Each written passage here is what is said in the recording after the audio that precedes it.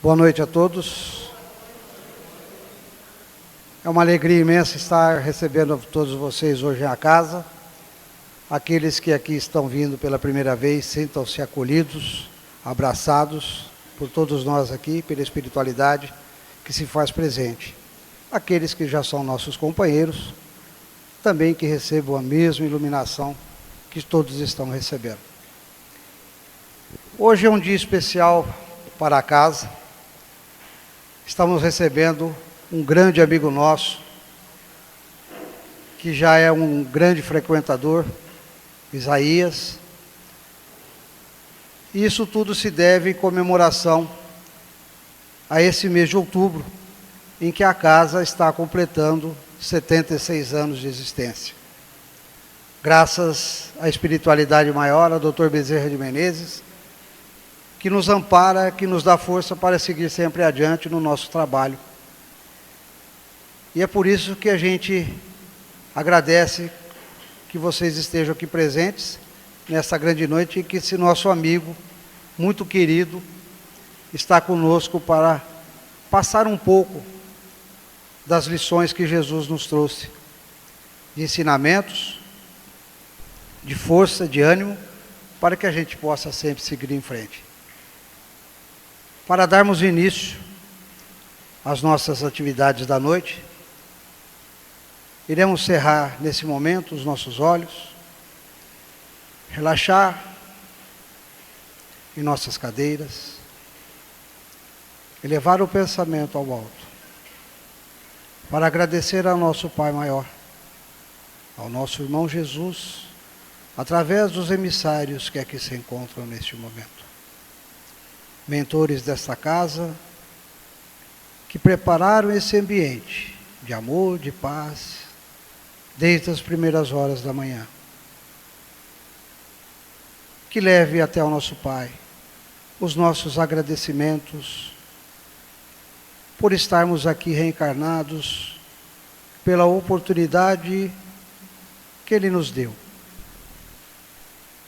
para podermos melhorar, para podermos vencer as nossas imperfeições, para podermos progredir, desde que nascemos. Obrigado a esta casa que tanto nos ampara, nos dá força para seguir, nos dá ensinamentos, nos dá chance de trabalho, que é para isso que aqui viemos.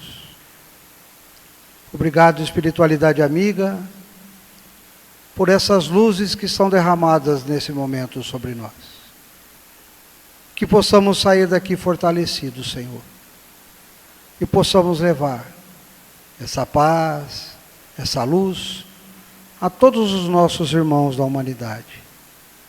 Que eles possam ser envolvidos pelo Teu amor, Pai, para que possamos melhorar o nosso planeta Terra. Pai nosso que estás no céu, santificado, Senhor, seja o Teu nome. Venha a nós o Teu reino e seja feita a Tua vontade, assim na terra como no céu. O pão nosso de cada dia nos dai hoje. Perdoa, Senhor, as nossas dívidas, à medida em que perdoarmos os nossos devedores. Não nos deixes cair em tentação e livra-nos, Pai, de todo o mal. Porque Teu é o reino, é o poder e a glória para todos sempre. Que assim seja, Senhor. Bom, antes de nós chamarmos o nosso amigo, uma surpresinha, porque, como diz a minha esposa, ele é o nosso denguinho, né? E todas as vezes que nós escutamos uma música, dificilmente nós deixamos de lembrar dele. E, em especial hoje, a Evelyn vai cantar essa música para o nosso amigo Isaías. Som.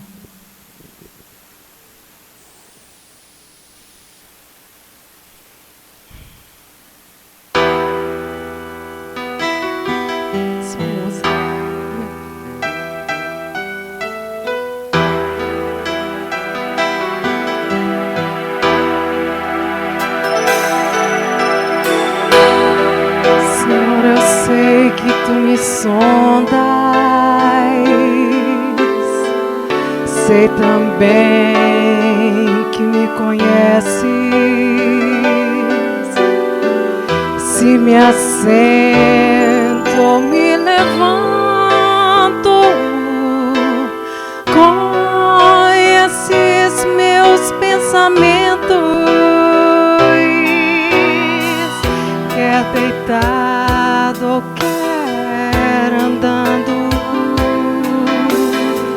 sabe todos os meus passos.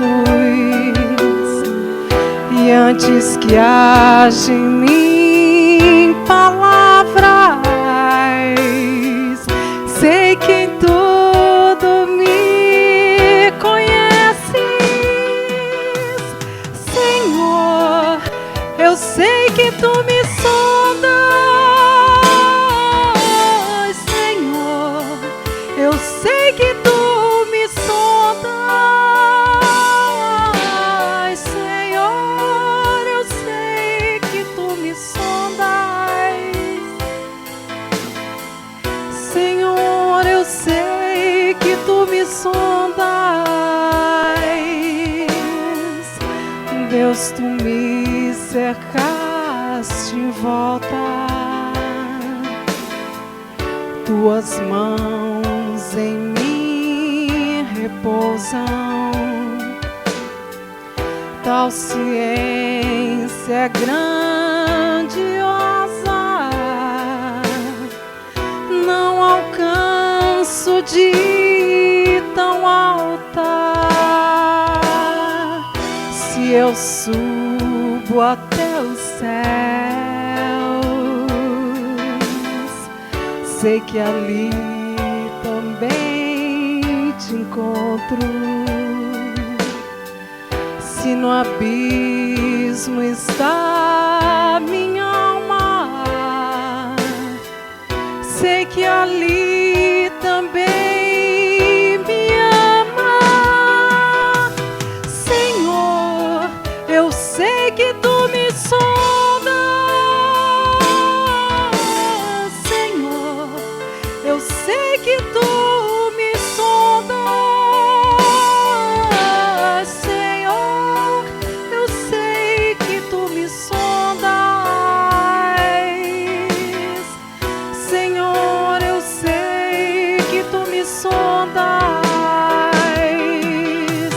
Senhor, eu sei que tu me amas.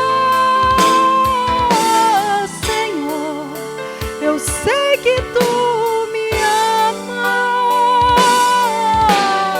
Senhor, eu sei que tu me amas. Senhor, eu sei que tu me amas.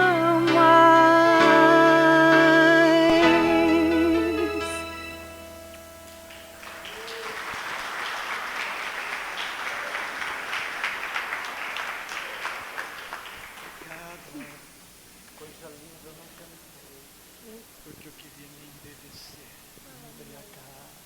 Obrigado, linda.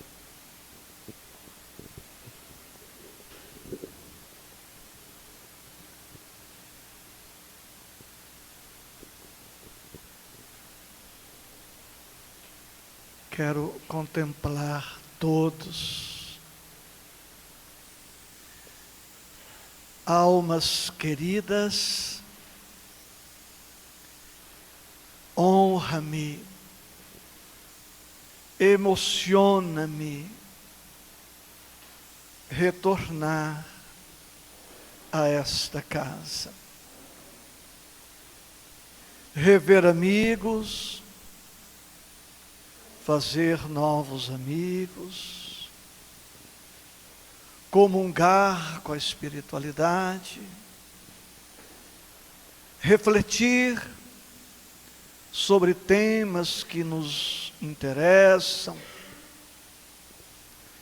bênçãos somente realizáveis em casas como esta, que pertencem a Jesus.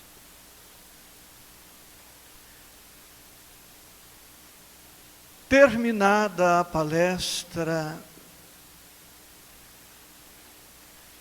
um dos companheiros responsáveis por aquela noite, por aquela atividade,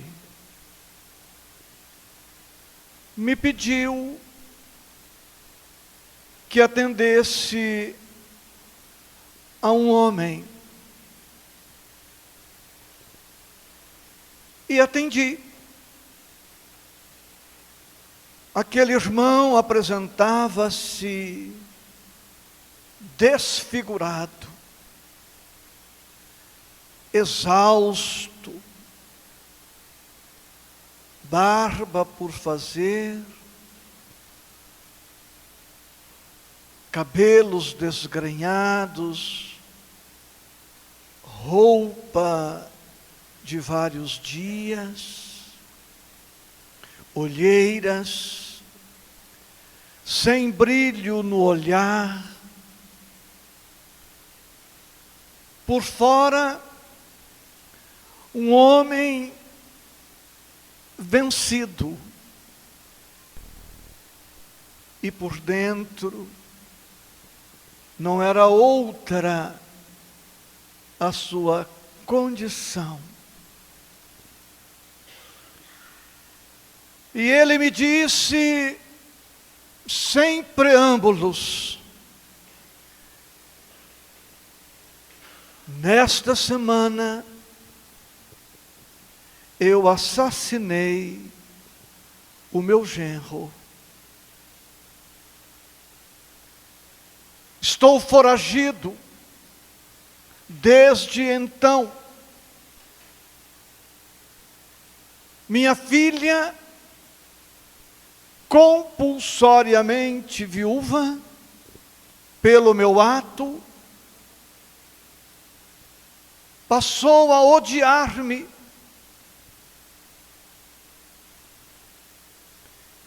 Que faço? Ele me perguntou. Que faço?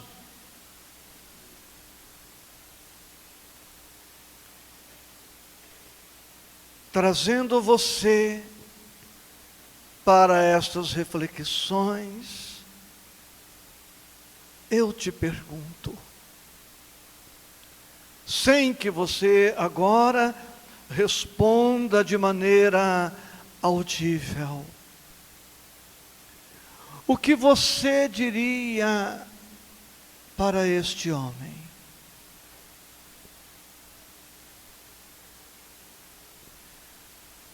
O que nós diríamos para este homem,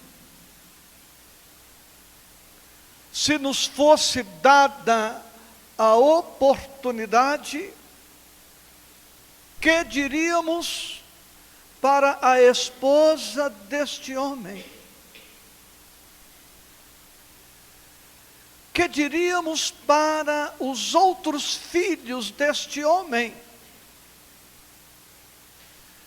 Que diríamos para o seu patrão? Ele era empregado. Que diríamos para a sua filha? Involuntariamente viúva? Que diríamos para o morto, que não estava morto?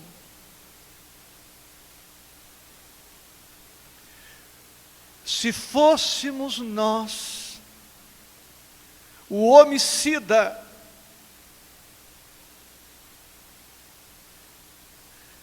o que gostaríamos que nos dissessem?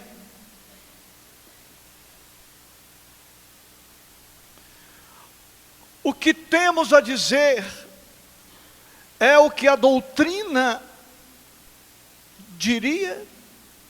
É o que a doutrina diz?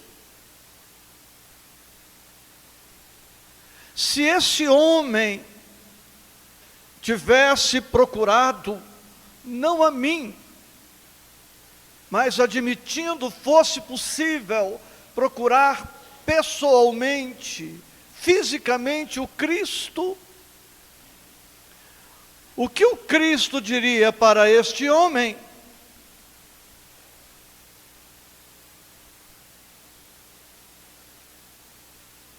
Conversamos. E esta história da nossa experiência pessoal no atendimento fraterno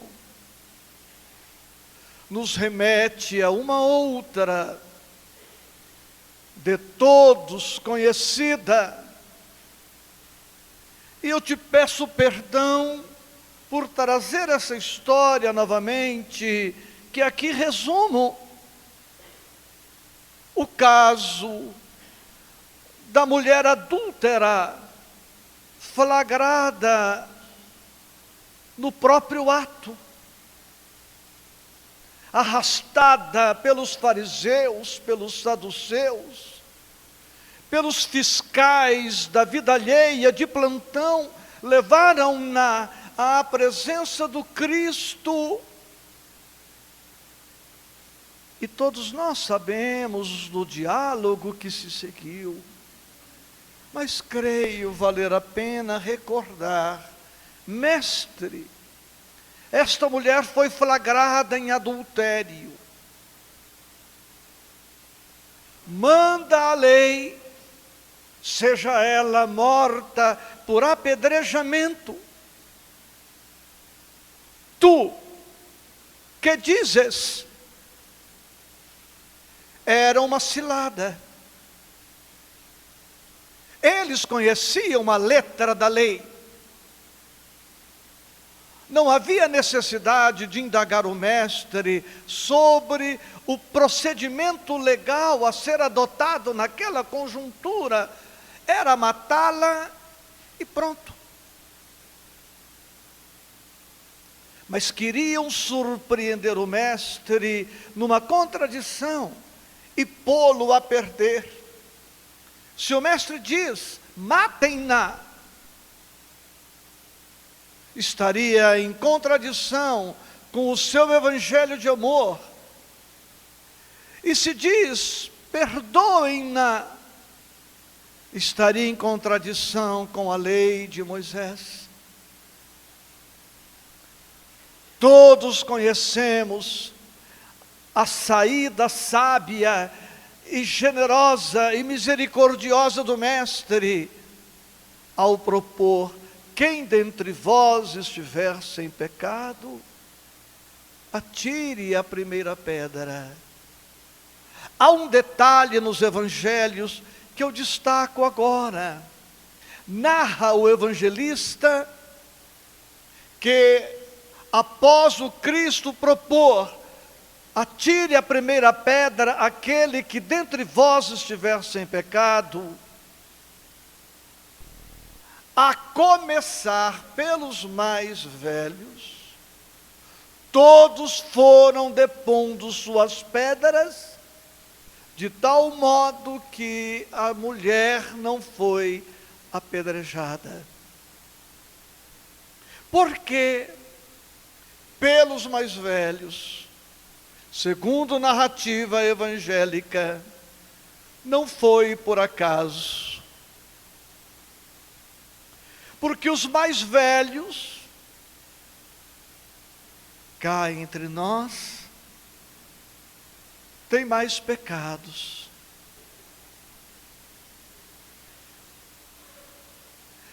Nesta noite, trazendo o tema Acerte Mais e Viva Melhor, tema do nosso mais recente livro, Escolhas e Acertos, eu vim recordar um verbo que, por um ângulo, nos causa muita tristeza.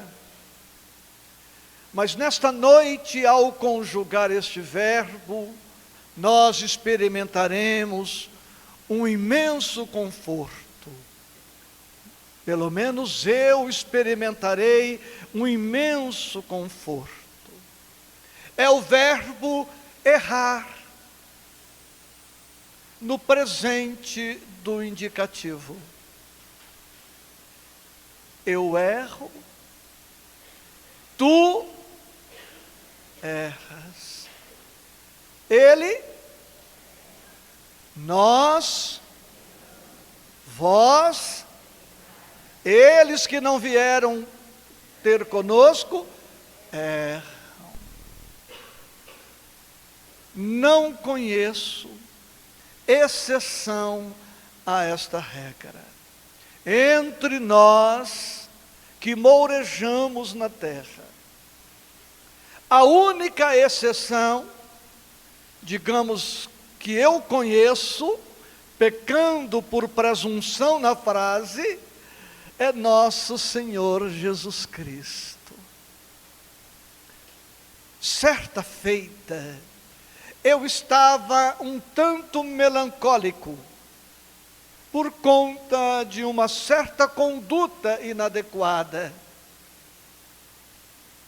E um amigo espiritual veio ao meu encontro e pela audiência psíquica me sussurrou: Isaías, perfeito na terra, só Jesus. Numa outra oportunidade, após uma outra conduta equivocada, o mesmo amigo veio ao meu encontro e me disse: Isaías, siga em frente. Jesus aproveita o que você tem de melhor.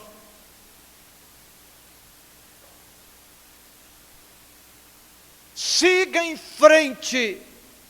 Jesus aproveita o que você tem de melhor. Nunca mais eu passei mais do que um dia ou dois triste por conta das minhas atitudes infelizes. Então eu caio, tu cais, ele cai, nós caímos. Eu me engano, tu te enganas, ele se engana.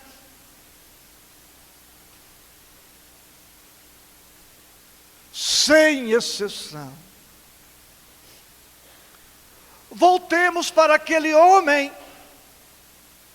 que me perguntou na semana que assassinara o genro: que faço?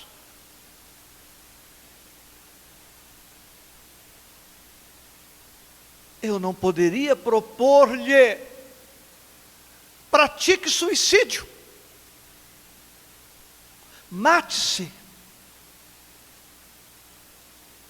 Depois de uma palestra sobre depressão, que o homem tinha assistido, que diria eu para ele: meu filho, a sua reencarnação está irremediavelmente comprometida. A sua chance de felicidade se acabou. A sua chance de experimentar alguma paz nunca mais nesta encarnação. Meu filho, agora só na próxima reencarnação que você vai se redimir. Não é isto que a nossa doutrina espírita nos propõe, que eu vou recordar assim que eu começar a palestra.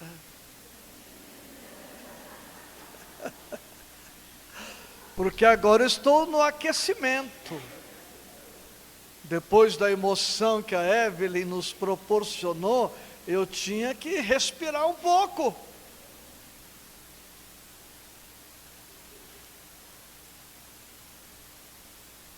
Disse para aquele homem: meu irmão, não fuja mais. Não fuja. Você não vai conseguir fugir a vida inteira. E se conseguir fugir a vida inteira, não conseguirá fugir da própria consciência. Você estará apenas adiando no tempo e no espaço a possibilidade do resgate, da redenção, da libertação, da pacificação.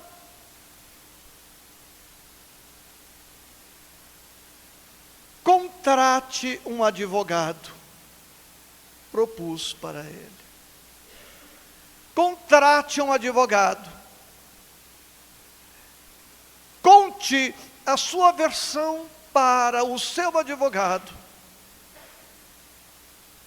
E diga ao seu advogado que você quer se entregar. Entregue-se. Assuma as consequências do seu ato. Se for preso, naquela época, ainda não havia celulares nas cadeias, não é? É no tempo antigo das cartas, e eu disse: use suas mãos para auxiliar os colegas de cela. Aqueles analfabetos que, por conta desta condição, estão impossibilitados de se comunicarem com os familiares. Escreva cartas. Nas cartas, refira-se a Deus, ao Cristo, à espiritualidade, à vida. Fale de fé, fale de esperança, fale de novas oportunidades. Escreva cartas. Adquira uma nova profissão enquanto preso, para que ao sair você possa trabalhar. E ele assim o fez. Tempos depois, ele me escreveu dizendo que fizera exatamente assim, e que fora a julgamento pelo tribunal do júri, e que havia sido absolvido por legítima defesa,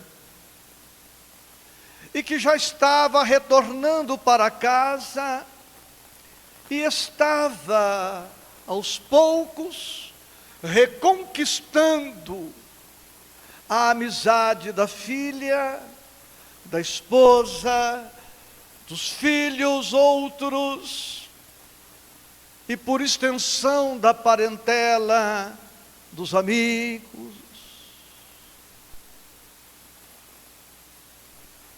Eu erro, tu erras, nós erramos. Quando errarmos, independentemente da gravidade do erro,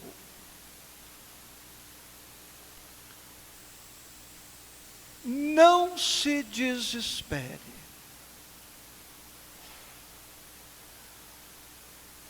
Não se revolte.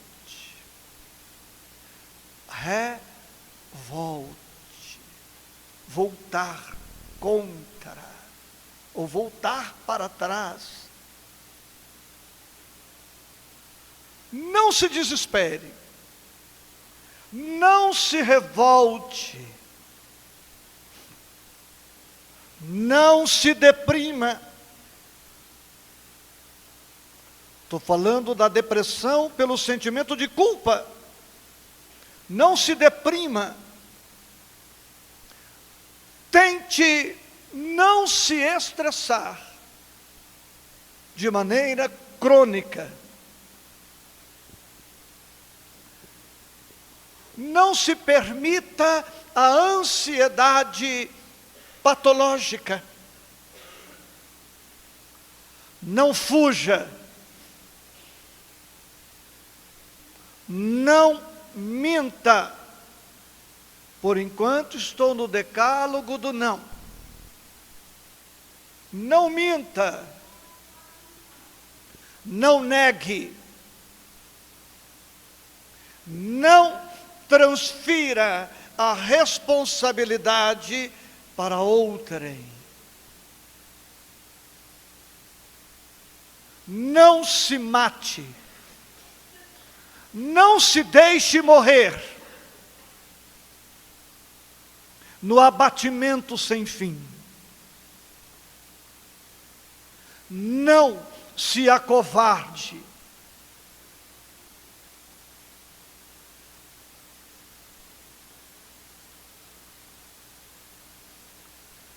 Não reaja.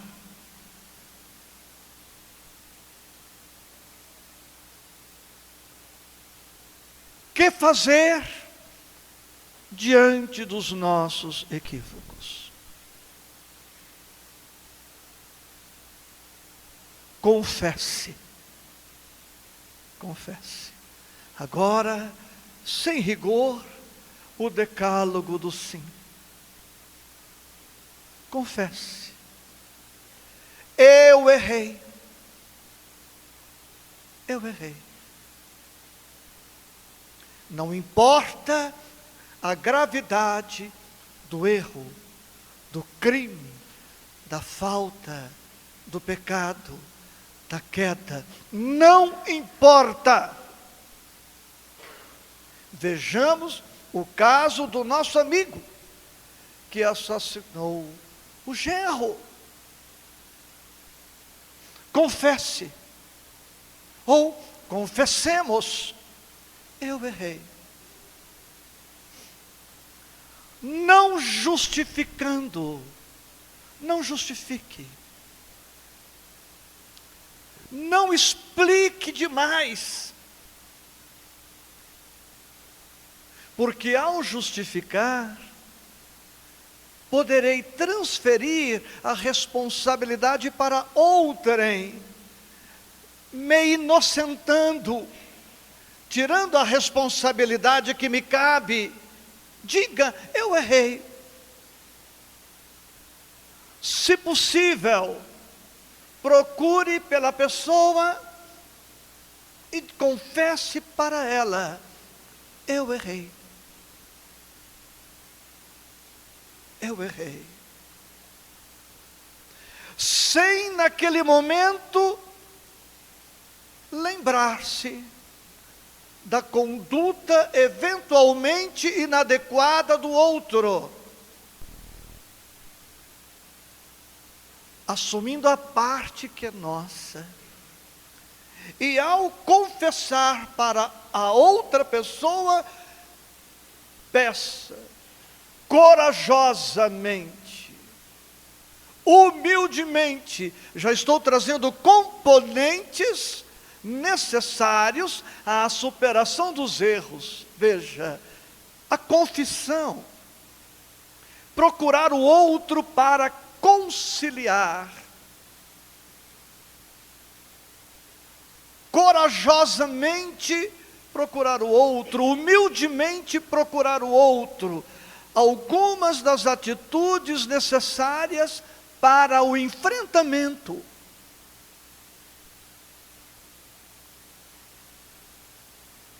Eu disse conciliar, e vou te trazer agora, baseado em Emmanuel, um espírito que vem começando a escrever, e eu tenho falado dele para dar a oportunidade para ele ganhar espaço. Você já ouviu falar de Emmanuel?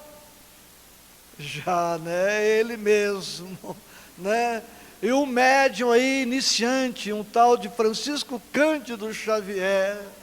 Esse menino vai dar o que falar, viu? Aquela coisa de que enxerga por um olho só é conversa. O homem enxerga demais. Emmanuel nos diz, e vai te trazer um grande conforto. O nosso dever é o de conciliar.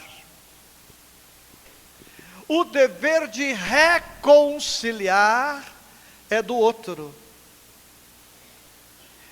Então, digamos que eu e alguém da plateia, da assembleia, fica melhor assembleia do que plateia, né? Tenhamos tido um problema qualquer. Eu e a Verinha que está aqui, ó. A Verinha, a minha cobaia. Eu e a Verinha.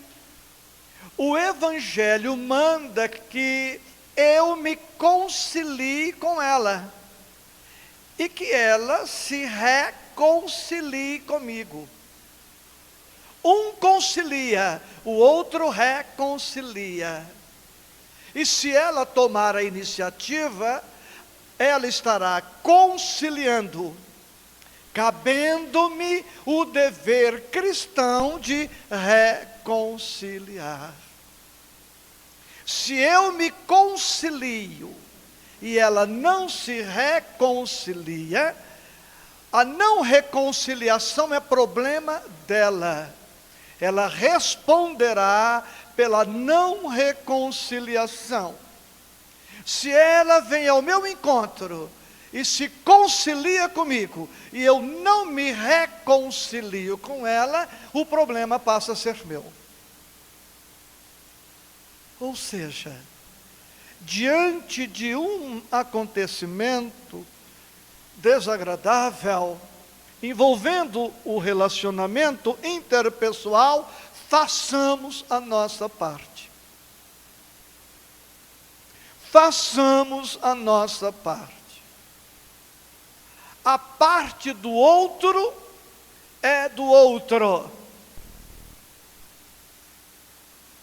Ainda hoje à tarde, em nossa casa espírita, estudávamos a página de Emmanuel, Tua Lâmpada, do livro Caminho Espírita. E Emmanuel nos recomenda exatamente isto.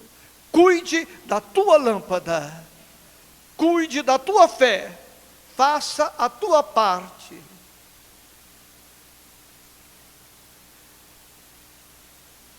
Por que, amigos? Porque uma atitude positiva, propositiva, proativa, diante dos nossos equívocos. Eu poderia trazer incontáveis motivos que justificam as atitudes positivas, mas nesta noite, nesta colcha de retalhos, uma colcha pequena, trago alguns retalhos somente, para dizer, com a doutrina espírita, com Jesus, que a terra é uma escola, que todos estamos aqui para aprender. Não diz o brocardo popular que é errando que se aprende? Então, o erro, também o acerto, também acertando a gente aprende. Porque ao acertar, colheremos o resultado positivo das nossas boas ações. Quando nos equivocamos, sofremos. E este sofrimento que decorre dos nossos equívocos é pedagógico. Vamos percebendo, através das experiências, como não proceder e como proceder.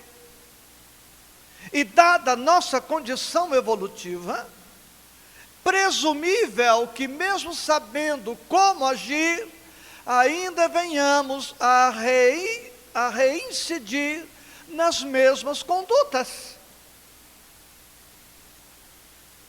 Em face das múltiplas causas e dos múltiplos fatores que concorrem para os nossos equívocos. Todos sabemos que precisamos nos pautar pela calma. Mas entre saber que devemos pautar pela calma e pautar por ela, há uma dificuldade a vencer.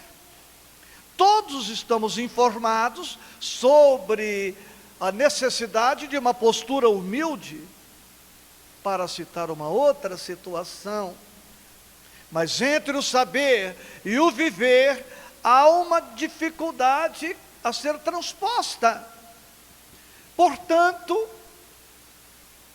erramos, e é perfeitamente humano e previsível a possibilidade de continuarmos errando ainda no mesmo sentido, até que as lições se nos fixem definitivamente, até que nos decidamos definitivamente pela mudança da atitude inadequada.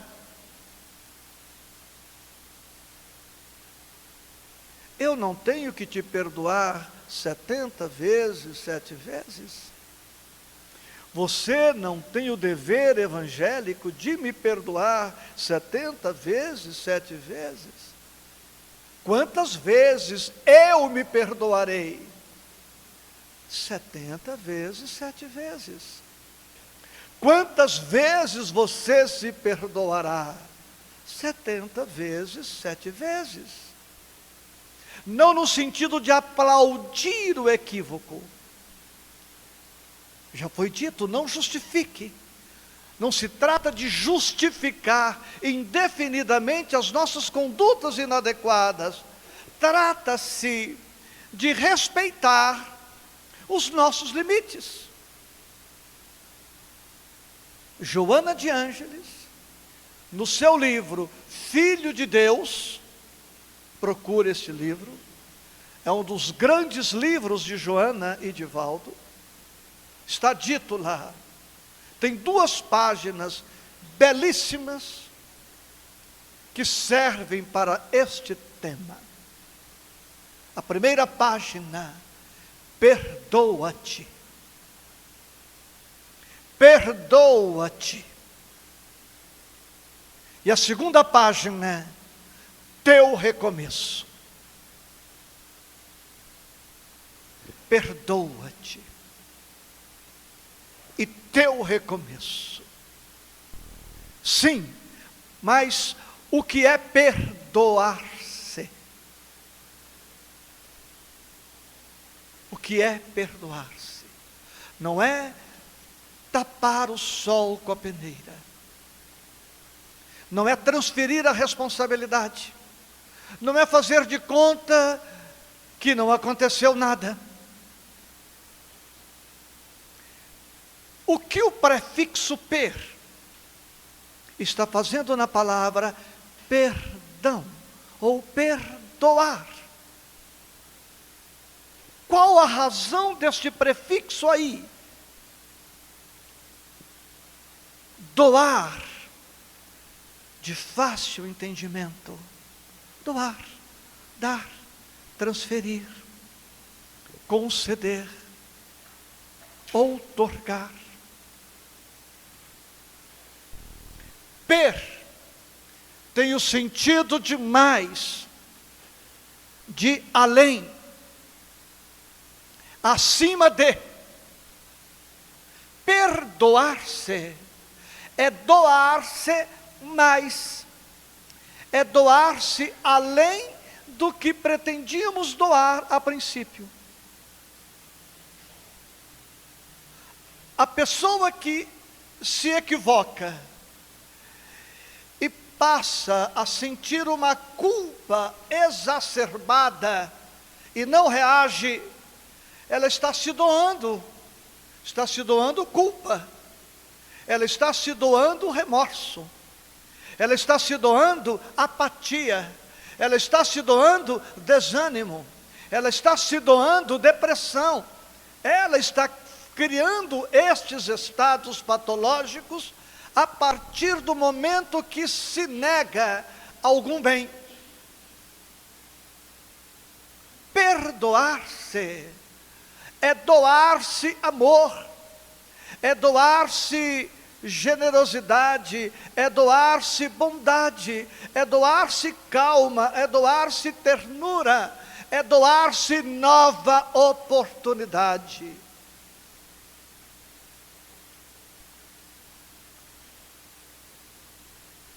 Não digamos mais, se é que algum dia dissemos, que Deus não perdoa, porque Deus não se ofende. Esta é uma visão estreita de Deus, e uma visão estreita do perdão. Fiquemos com o magistério de Emmanuel. Deus perdoa, sim, no sentido de doar-nos mais, sempre mais. No livro O Consolador, Emmanuel nos diz que a reencarnação é o perdão de Deus. A reencarnação é o perdão de Deus. Então Deus nos doa tudo quanto for necessário para que possamos nos redimir, resgatar, regenerar, redimir, atingindo a redenção, a libertação, tudo que for preciso, Deus nos concederá oportunamente. E também não se pense que só obtemos o que merecemos.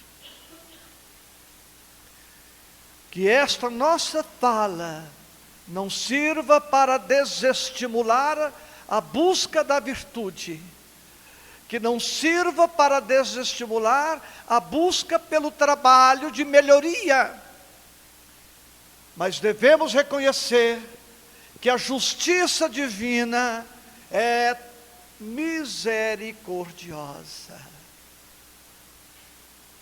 Quando você puder, detenha-se na questão 879 do Livro dos Espíritos, e lá veremos que é também da justiça dar para quem precisa, para quem merece justiça, e para quem não merece e necessita, a misericórdia entra em ação. Então Deus perdoa sempre, e perdoa a todo instante. Daí não haver necessidade de adiar-se no tempo, no espaço, o início da recuperação moral.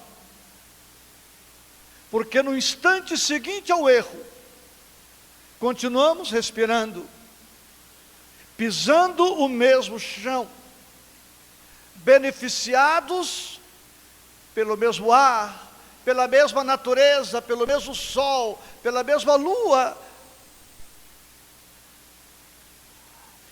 No instante seguinte à queda, já é possível e é desejável e é conveniente que o Espírito dê início ao seu esforço de corrigenda, de superação. Não há necessidade nenhuma de esperar a desencarnação, permanecer na erraticidade por um certo período, para somente na próxima encarnação dar-se ao esforço de superação e de corrigenda. Hoje, diz Emmanuel, é o dia mais importante da nossa vida. Hoje. E para bem enfatizar isto, pergunto: o que faremos ontem? Nada. O que faremos amanhã? Há uma expectativa, mas não há uma certeza. Um sobrinho nosso, na comarca onde eu trabalhava, ainda na ativa como promotor de justiça, praticou homicídio. Ele e uns, não direi amigos, e uns companheiros de infortúnio, foram todos presos, todos condenados. O nosso sobrinho, homicídio qualificado, 2 qualificadoras. E por conta das 2 qualificadoras, ele pegou uma pena de reclusão de 14 anos. E eu lhe disse: que bom, vou omitir o nome dele, que bom que você foi condenado nesta encarnação, que bom, porque você começa agora o resgate. Se você adia para outra encarnação, não sabemos o que virá, e você poderá, por força do esquecimento do passado, achar-se vítima de alguma injustiça. Agora você tem os fatos vivos na sua memória. Você sabe por que está sofrendo. Você sabe por que está condenado, por que está preso. Como a justiça divina é misericordiosa, começamos no trabalho mediúnico a atender o espírito do jovem assassinado. Nos primeiros tempos, muito ódio, desejo de vingança para com toda a família, incluindo-me, mas o tempo foi passando, nosso sobrinho conseguiu a liberdade, casou-se novamente, a segunda esposa engravidou daquele espírito que fora assassinado na condição mencionada. O espírito retorna nesta encarnação mesma. E para que não tivéssemos dúvida, dentre outros elementos identificadores, um marcante. O menino, o espírito reencarnado, apresentava numa parte do corpo uma dor, exatamente no ponto em que sofreu a lesão perpetrada por nosso sobrinho. Reflexo do perispírito no novo corpo. Hoje o rapaz tem seus 20 e poucos anos. Quando você puder, detenha-se nas questões 990 e seguintes de O Livro dos Espíritos, que tratam exatamente deste tema. Para a nossa doutrina, são 3 os estágios, para que possamos reparar definitivamente os nossos equívocos. Primeiro estágio, arrependimento. Soframos moralmente, espiritualmente,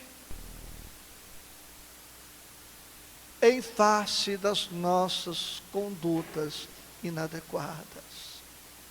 Vamos sofrer, faz parte do processo. O segundo estágio dos nossos equívocos é o estágio da expiação. E por isso necessitamos da reencarnação. Porque muitas vezes precisaremos retornar para que todo o processo esteja ultimado. Expiar, segundo o dicionário, significa sofrer a consequência de. Sofrer a consequência de.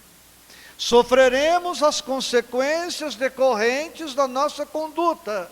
Fui mal educado, vou sofrer as consequências. Fui desonesto, vou sofrer as consequências. Prejudiquei, vou sofrer as consequências.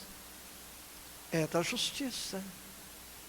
Mas a doutrina espírita, na esteira do pensamento puro do Cristo, nos propõe o terceiro e definitivo passo, o passo da reparação. Sofrimento, consequências que advirão e reparar. Enquanto as filosofias religiosas clássicas falam em inferno, castigo eterno, falam em uma única existência carnal como sendo a definitiva, aquela que vai definir nosso futuro espiritual. A doutrina espírita nos diz que não há falta, não há crime que não se possa reparar.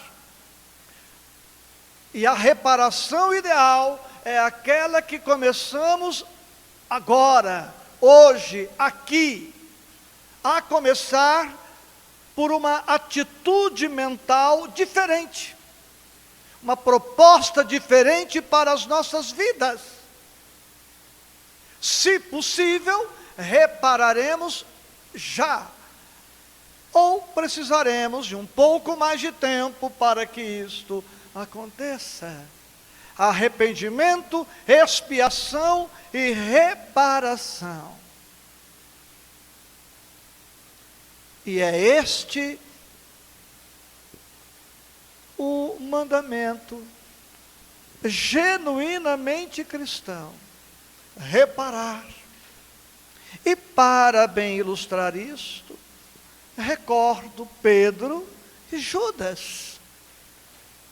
Judas Iscariotes, como sabemos, traiu a confiança do mestre.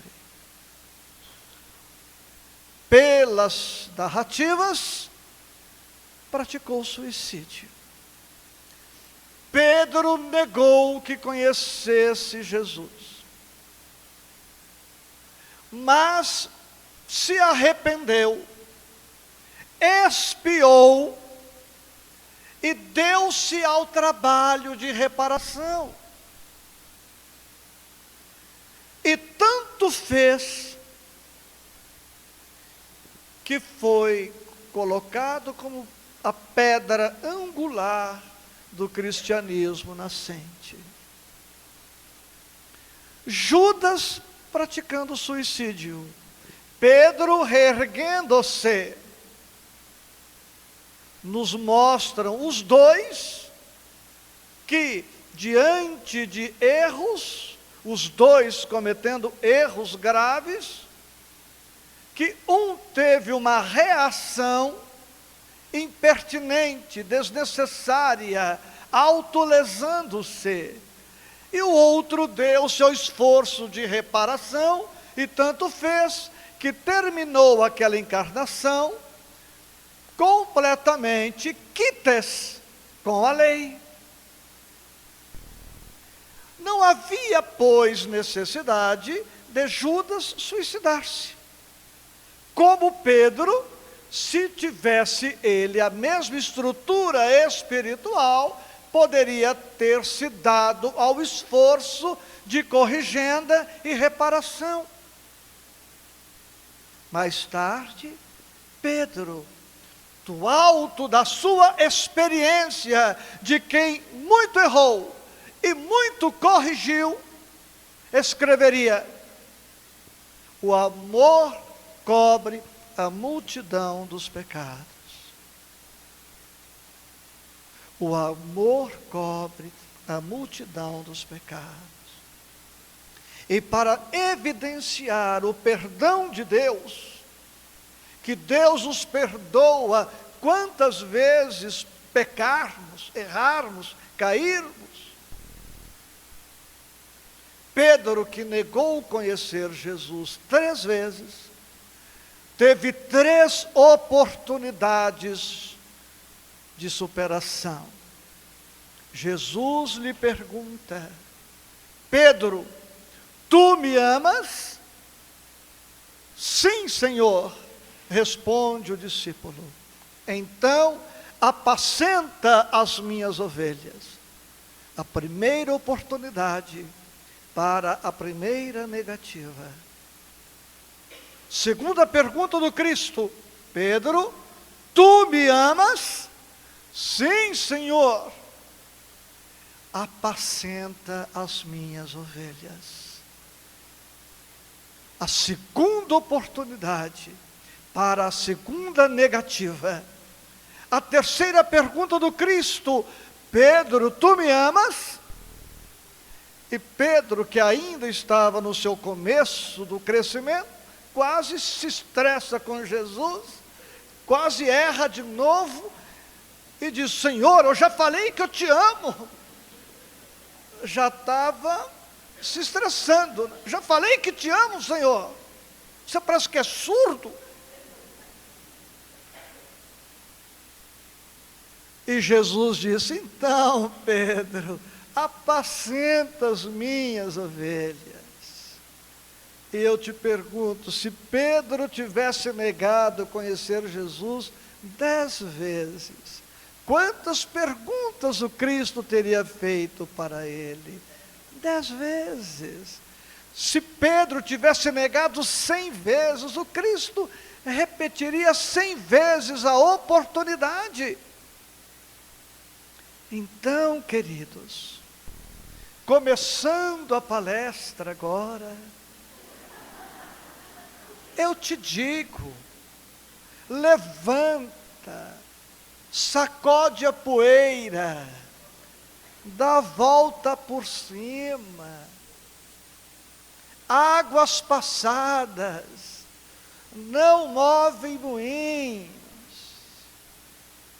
Quem fica parado é poste. Quem vive de passado é paleontólogo, São Paulino, corintiano, santista. Só os palmeirenses é que estão vivendo do presente, né? Não é isso?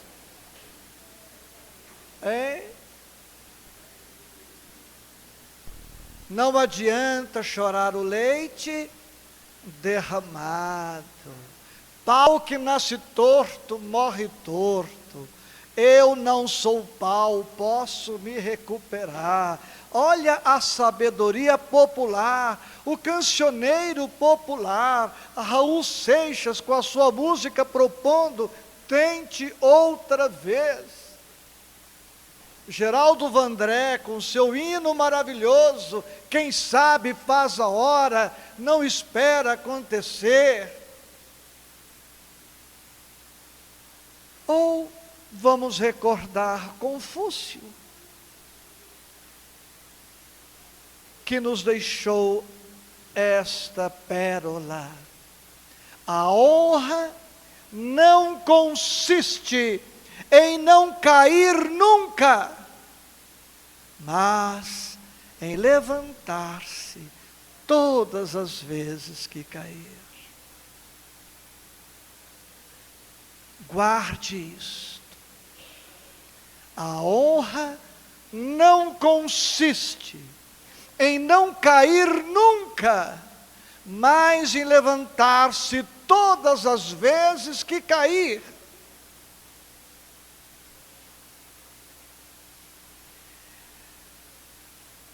O Cristo, para fechar, estava com fariseus preparando-se para uma refeição. Chega uma das mulheres pecadoras do Evangelho, se ajoelha, chora, e enxuga-lhe os pés com os seus cabelos. E o Cristo diz, resumindo aqui para fechar: porque muito amaste, os teus pecados estão perdoados. E para aqueles dois que foram orar no templo, um orgulhoso, o outro humilde, o orgulhoso orando assim: Senhor, graças te dou por não me teres feito como este pecador. E o pecador orando dizendo: Senhor, tem misericórdia de mim, que sou pecador. E o Cristo pergunta aos discípulos: destas duas orações, qual chegou justificada aos pés do Altíssimo? Então eu espero que essa reflexão te faça tão bem quanto faz para mim. Eu fui evangélico 20 anos. Nesta encarnação, sou filho de pastor evangélico. E cresci aprendendo que determinados erros condenam o errado ao fogo do inferno, para sempre. O que me trouxe para a doutrina espírita foi o conceito do Deus justo e misericordioso, que está sempre pronto, aberto, para dar a todos nós as oportunidades necessárias de recuperação. Cuidado com as culpas estéreis, inúteis, que nos levam à prostração, à obsessão, e que não servem para nada, a não ser para comprometer a oportunidade. Então levantemo-nos intimamente e fiquemos bem, porque a vida já está nos oportunizando a reparação. Basta que nos decidamos a isto. Então, termino recordando o que o Espírito amigo me disse: siga em frente. Jesus aproveita o que você tem de melhor. Jesus aproveita o que nós temos de melhor. E foi assim que eu aprendi, aplicando a mim, que pau podre também salva náufrago. Vamos cantar, Gabriel? Faixa 11, gratidão a Deus. Vou dizer a letra e vou pedir para as pessoas bonitas cantarolar comigo. As outras, que posso fazer, né, Verinha? Hein?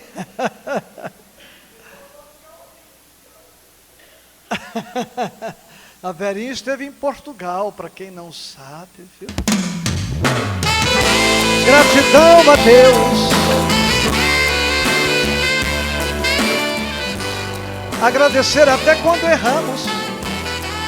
A gente vai abaixando a bola. A gente não vai se achando o último copo de água do deserto.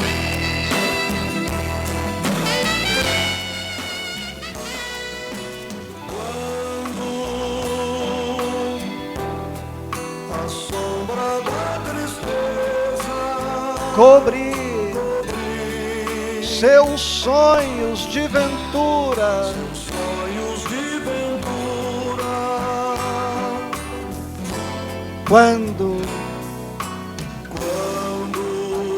você quiser chorar, Quiser chorar diante diante da taça da amargura, taça da amargura. quando a dor bater a porta, Por bater a porta, ferindo bem fundo o coração, do coração. quando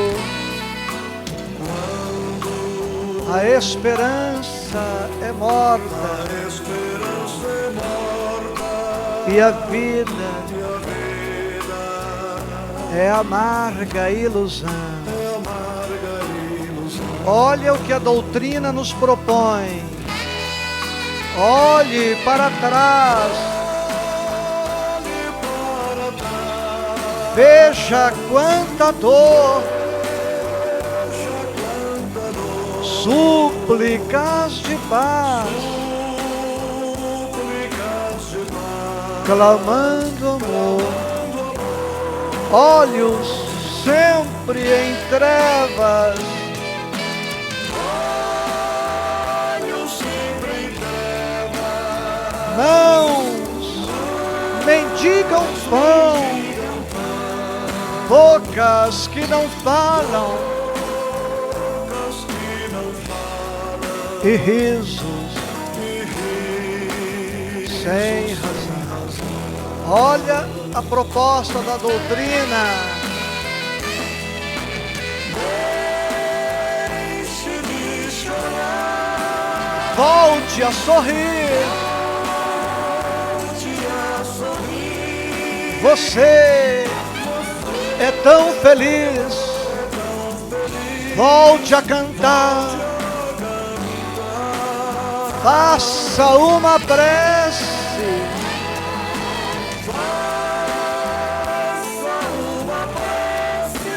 Seja grato a Deus. Ele sempre abençoa os filhos. Eu sei a tristeza que é quando a gente pisa na bola. Eu sei. Conhece essa dor muitas vezes, pelos muitos erros. Mas que bom que podemos contar sempre com Deus, com o Cristo, com a espiritualidade, com a vida. A vida é linda, maravilhosa, dá tempo para tudo. Então, deixe de chorar. Volte a sorrir. Você é tão feliz. Volte a cantar. Faça uma prece.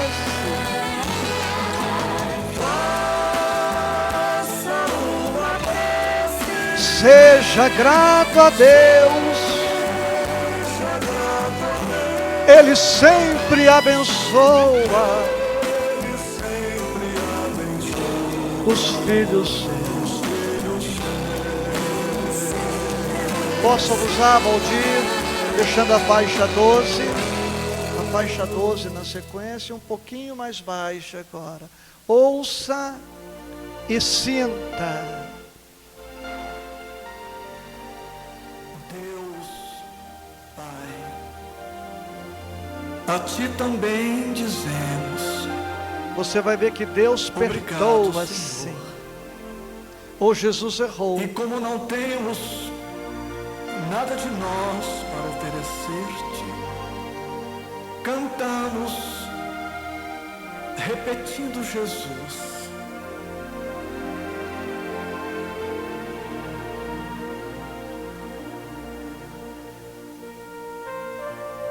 Pai nosso, que estás nos céus, santificado seja o teu nome.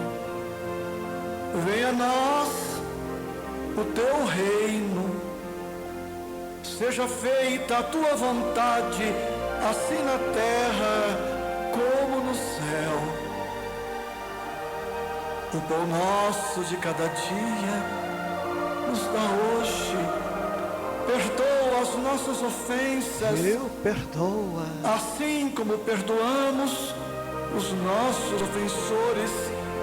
E não nos deixes cair em tentação, mas livra-nos do mal. Livra-nos do mal.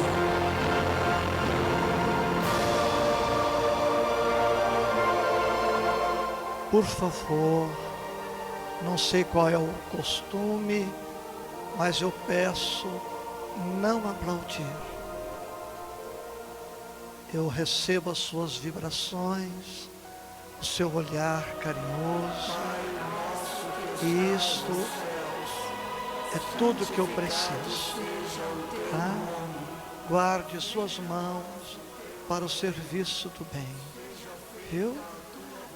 Como diz Emmanuel e Madre Teresa de Calcutá, doar até doer e trabalhar até desmaiar. Um beijo. Eu amo essa casa e voltar a ela para mim representa uma honra, uma bênção. Sorria de felicidade. A palestra terminou.